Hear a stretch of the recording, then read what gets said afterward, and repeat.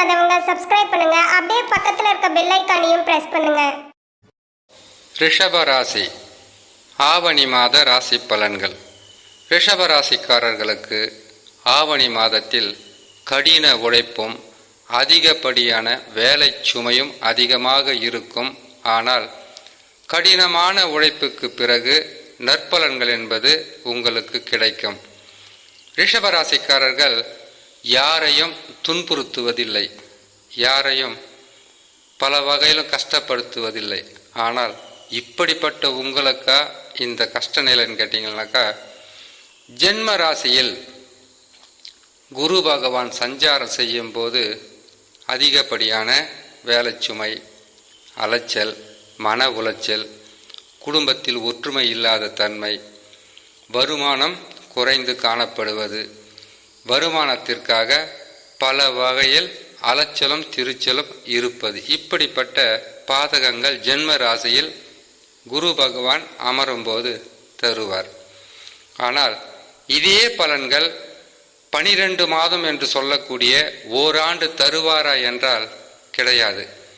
குரு பகவான் வக்ரம் பெறும்போது உங்களுடைய வாழ்க்கையே மாறும். இன்னும் சில மாதங்கள் பொறுமையாக இருந்தால் போதும். சில மாதம்னா 3 மாதம் பொறுமையாக இருங்க.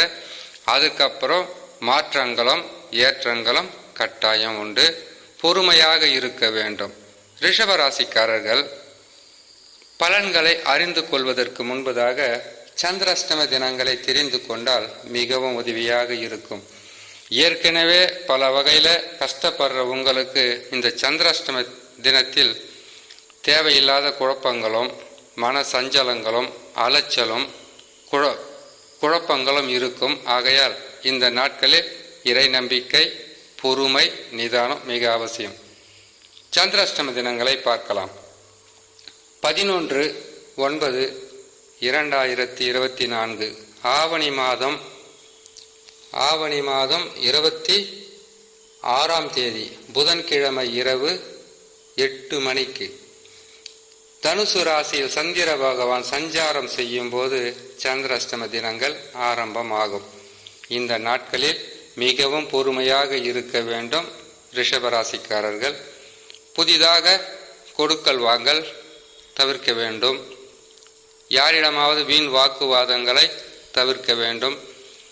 புதிய ஊர் பிரயாணமாக இருந்தால் 2.25 நாட்கள் கழித்து அதற்கு பிறகு நீங்கள் செல்லலாம்.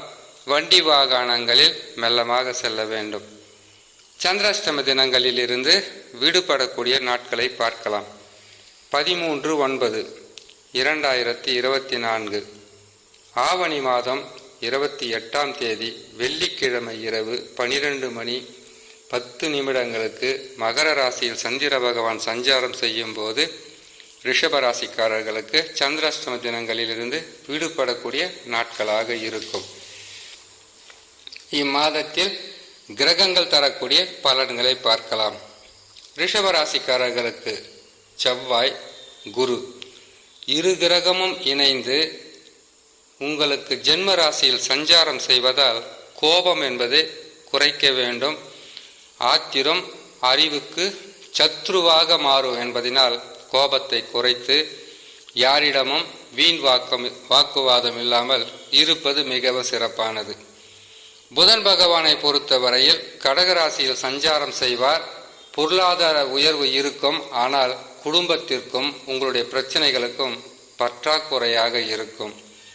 சூரிய பகவான் 4ஆம் இடத்தில் சுக்கிர பகவானுடன் இணைந்து சஞ்சாரம் செய்வது ஆட்சி பலத்தில் அமர்ந்திருப்பதினால் தேக சுகம் சற்று கவனிக்கக்கூடிய ஒரு சூழ்நிலையாக இருக்கும். உடல் நலத்தில் ஏதாவது உங்களுக்கு பிரச்சனை வந்தால் உடனடியாக போய் பாருங்க. இது கூட எதுக்காக வருதுன்னு கேட்டீங்கன்னாக்கா, கடினமாக உழைத்து அதிகப்படியாக சம்பாதித்து உங்களுக்கு இருக்கக்கூடிய பிரச்சனைகளை தீர்க்க வேண்டும் என்பதற்காக தூக்கம் இல்லாமல், உங்களுக்கு உறக்கம் இல்லாமல் பல வகையில் நீங்கள் கஷ்டப்படுறதுனால உங்களுக்கு உடல் உபாதை வரலாம். பொறுமையாக இருந்தால் உங்களுக்கு வெற்றி என்பது நல்லபடியாக கிடைக்கும்.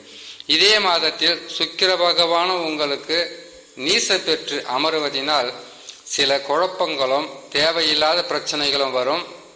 இறை நம்பிக்கை, குலதெய்வ வழிபாடு, செய்தால் உங்களுக்கு பிரச்சனைகள் குறைந்து காணப்படும்.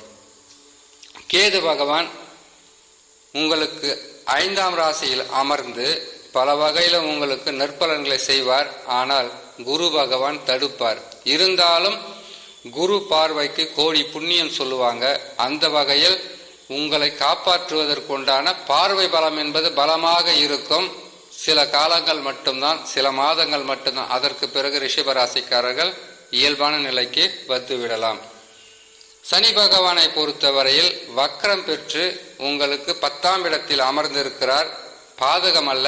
வக்ரம் பெற்றால் வாழ்க்கையில் பின்னோக்கி செல்லக்கூடிய ஒரு சூழ்நிலையாக இருக்கும். இது நிரந்தரம் அல்ல. சற்று பொறுமை காத்தால் போதுமானது. ராகு 11ஆம் இடத்தில் இருக்கிறார். உங்களுக்கு வருமானம் என்பது கட்டாயமாக கிடைக்கும். ஆனால் நீங்கள் எதிர்பார்த்த அளவிற்கு இல்லாமல் குறைந்து காணப்படும். இதற்கு காரணம் ராகு பகவான் கிடையாது. குரு ஜென்மத்தில் அமர்ந்திருக்கும் போது குருவின் ராசியில் அமர்ந்திருக்கக்கூடிய ராகு பகவான் உங்களுக்கு தாமதமும் தடுமாற்றங்களும் சில நேரங்களில் பின்னடைவை கொடுத்தாலும் குரு வக்ரம் பெறுவது அல்லது குரு பயிற்சி காலங்களில் குரு பயிற்சிக்கு 4 மாதங்களுக்கு முன்பதாகவே சிறப்பான பலன்கள் என்பது ரிஷபராசிக்காரர்கள் பெறலாம். ஜாதகத்தில் எதையாவது தோஷம் இருந்தால் அல்லது பாதக தசாவாக இருந்தால் கடுமையான பிரச்சனைகளும் கஷ்டங்களும் இருக்கும். வேலை சுமை அதிகரிக்கும். இதற்கு பரிகாரம் என்பது இறை வழிபாடு, குலதெய்வ வழிபாடு அல்லது உங்களுடைய மன அமைதியாக இருப்பதுதான் என்று சொல்லி இன்னொரு நல்ல பதிவில் உங்களை நான் சந்திக்கிறேன். நன்றி, வணக்கம். மேலும் தகவலுக்கு எங்க சேனலை மறக்காம சப்ஸ்கிரைப் பண்ணுங்க. நன்றி.